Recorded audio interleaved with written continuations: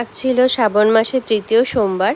আজ আমাদের বাড়ির মহাদেবকে আমি পুজো করেছি। আমি তো অত নিয়ম জানি না, তাই নিজের মতো করে যতটুকু পারি পুজো করলাম।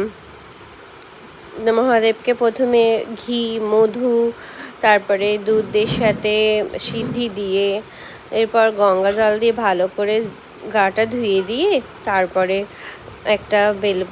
একটু বেলপাতা, চন্দন সব কিছু দিয়ে, এবারে আবার শুনেছি তৃতীয় সোমবারে চন্দন দিয়ে পুজো করা খুব ভালো, তাই এই জন্য চন্দন দিয়ে একটু পুজো দিলাম। আর তারপরে সামান্য মতন একটু ফল আর মিষ্টির আয়োজন করেছিলাম।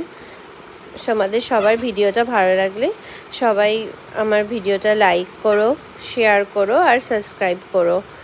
Thank you. সবাই ভালো থেকো। হর হর মহাদেব। মহাদেব সবার রক্ষা করুক।